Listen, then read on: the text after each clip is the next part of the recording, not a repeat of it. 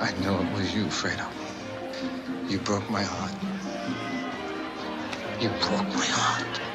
Just when I thought I was out, they pulled me back in.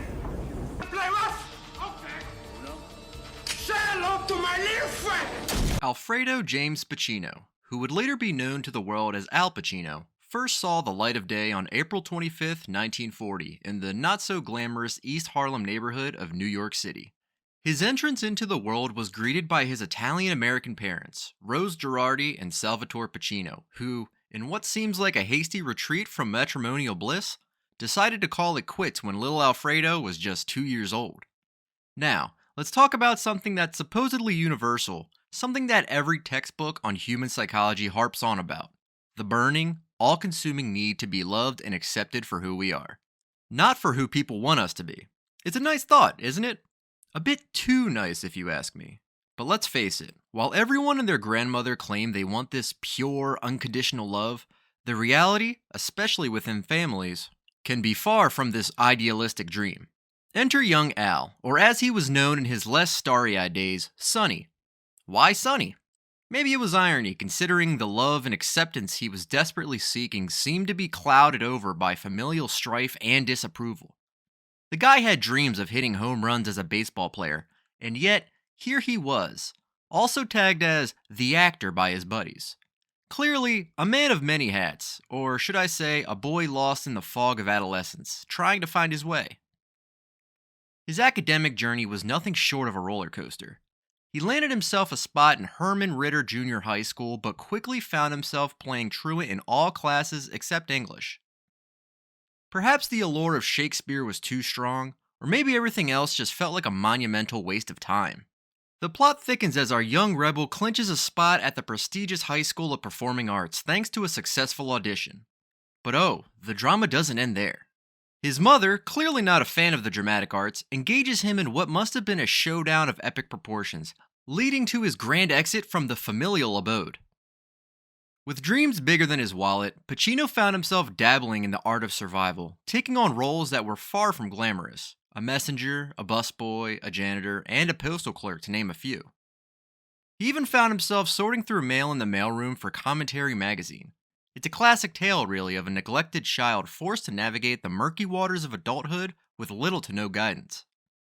When kids aren't given the roadmap of love and support from their parents, they often end up lost, turning to anyone and anything that offers a semblance of direction or approval.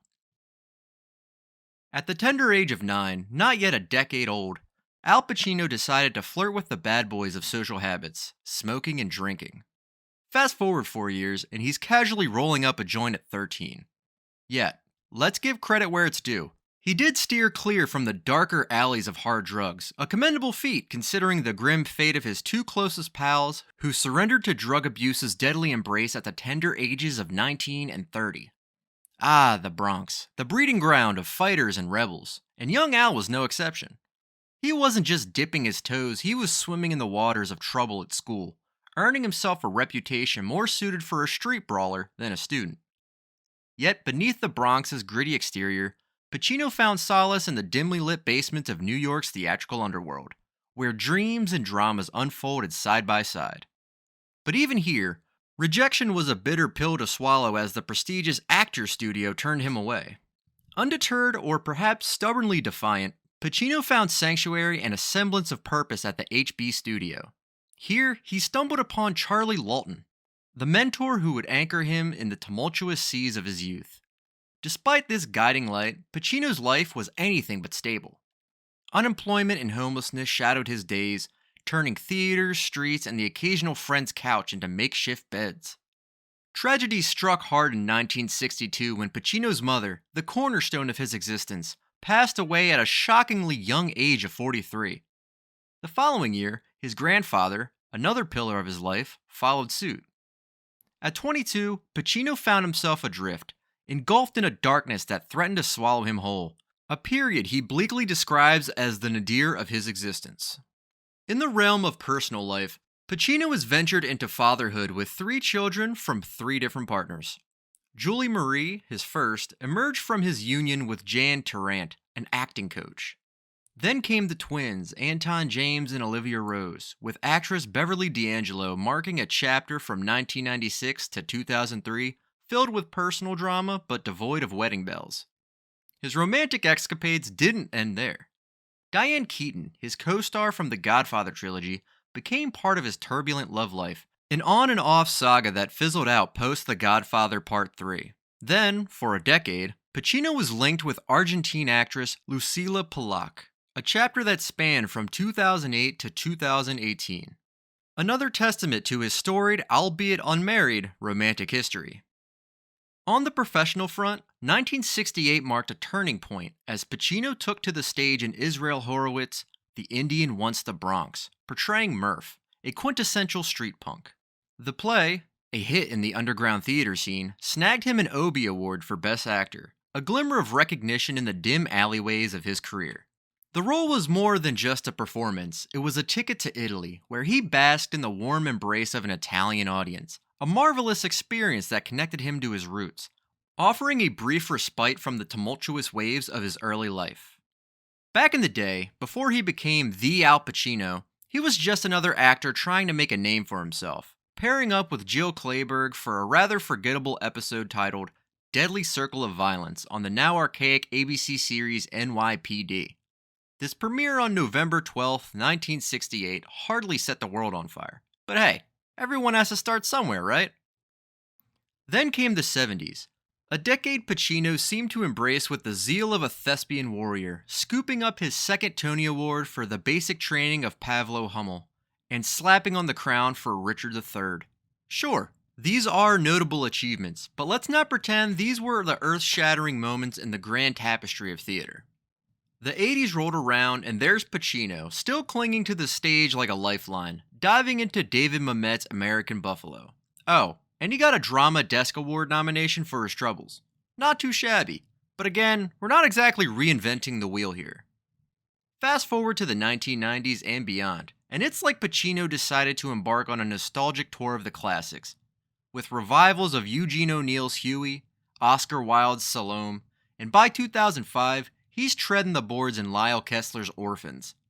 It seems our Mr. Pacino has a penchant for the dramatic resurrection of old plays, a safe bet for a seasoned actor looking to remind the world of his theatrical chops. In October 2002, Pacino took on Bertolt Brecht's The Resistible Rise of Arturo Ui, a performance that was met with critical acclaim mostly because he grabs and holds the attention like a coiled spring about to snap.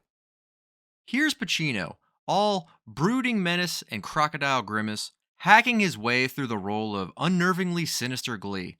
Sounds about right for a man who's made a career out of playing the intense and the intimidating.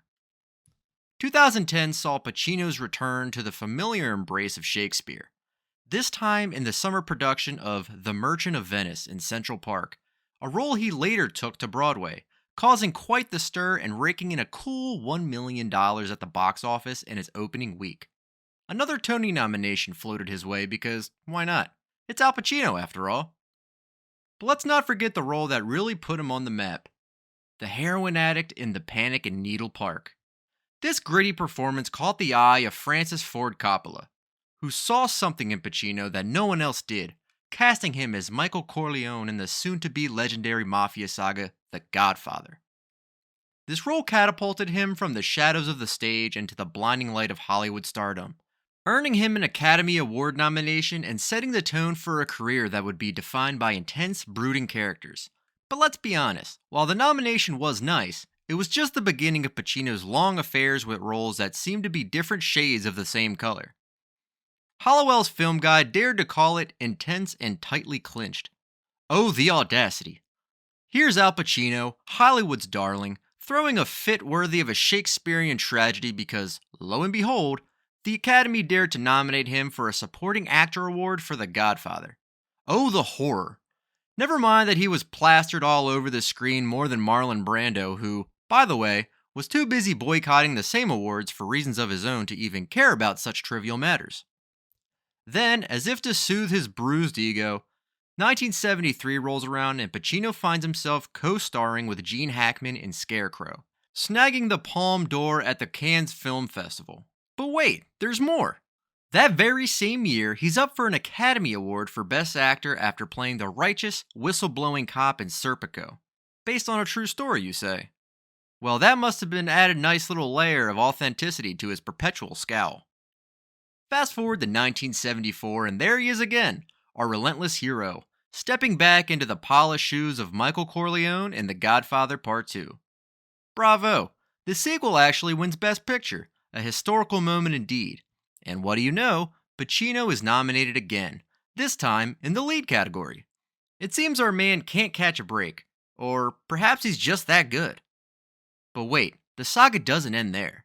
The year 1975 comes knocking, and Pacino teams up once again with Sidney Lumet, the maestro behind Serpico, to bring us Dog Day Afternoon. Drawing from the real-life circus of a bank heist gone hilariously wrong, Pacino delivers another performance that has the critics raving and, surprise surprise, lands him yet another Best Actor nomination. It seems our Mr. Pacino has found his niche, playing the desperate, the deranged, and the downright disillusioned. But who needs range when you've got a formula that works, right? In 1977, Al Pacino decided to switch gears and try his hand at playing a race car driver in Bobby Deerfield, a film directed by Sidney Pollack. Despite the film's lukewarm reception, Pacino managed to snag a Golden Globe nomination for Best Actor, Motion Picture Drama, because apparently, even when Pacino is just cruising in neutral, the awards committees feel compelled to give him a nod. Then came yet another courtroom drama, because why not tread familiar ground? This time, critics couldn't stop gabbing about Pacino's wide range of acting abilities, as if the man hadn't already shown us every conceivable expression of angst. Lo and behold, he was nominated for the Best Actor Oscar for the 4th time.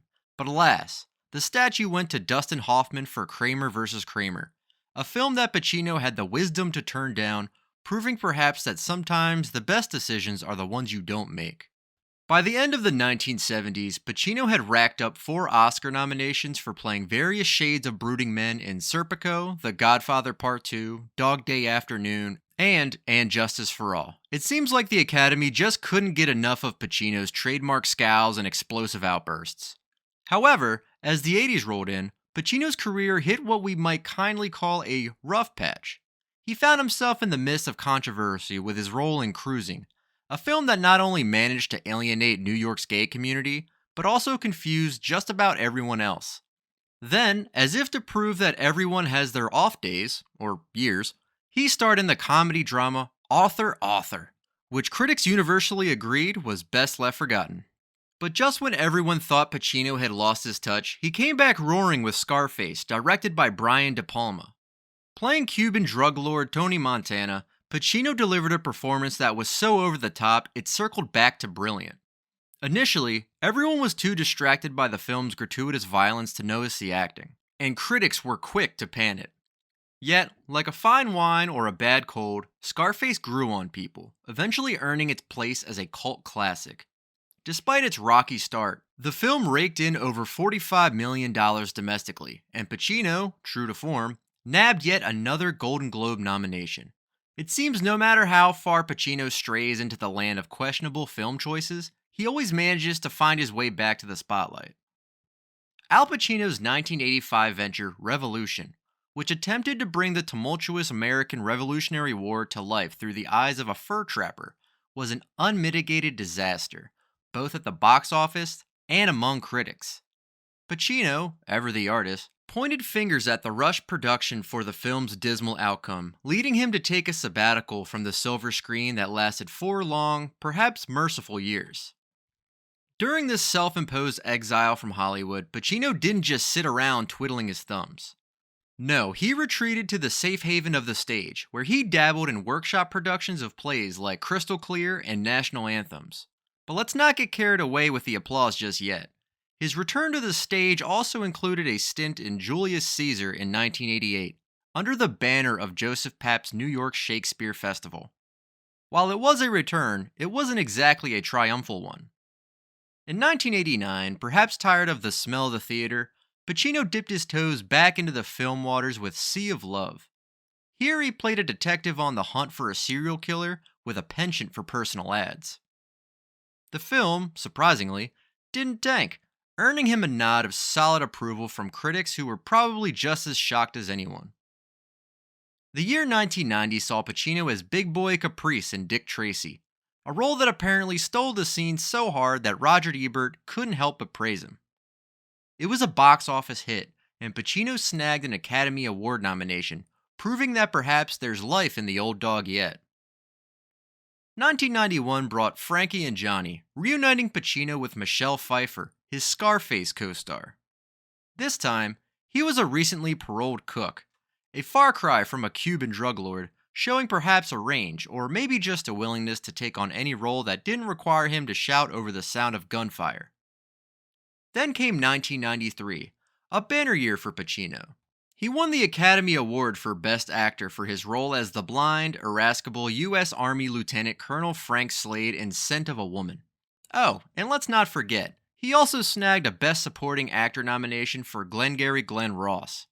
This was the year Pacino made history, becoming the first male actor to be nominated for 2 acting Oscars for different movies in the same year and actually winning one. It seems like the Academy finally decided to throw him a bone, or maybe they were just tired of seeing him play variations of the same character. Either way, Pacino had finally clinched that elusive Oscar, proving that all you really need to win is a blind man's bluff and a few hoo-ahs. Since the dawn of the new millennium, Al Pacino has been racking up Golden Globes like they're going out of style, starting with the Cecil B. DeMille Award in 2001. This was essentially a pat on the back for a lifetime spent in front of the camera, because let's face it, nothing says job well done like a hefty piece of engraved metal for longevity in the film industry. Moving on to 2003, Pacino decided to take a crack at playing lawyer Roy Kahn in the HBO miniseries Angels in America, based on Tony Kushner's heavyweight play. Lo and behold, for his portrayal of one of America's most controversial legal figures, Pacino bagged his 3rd Golden Globe.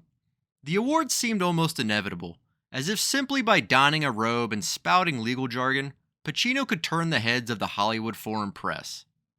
Then came 2010, and Pacino threw himself into the role of Jack Kevorkian, the infamous Dr. Death in the HBO biopic You Don't Know Jack.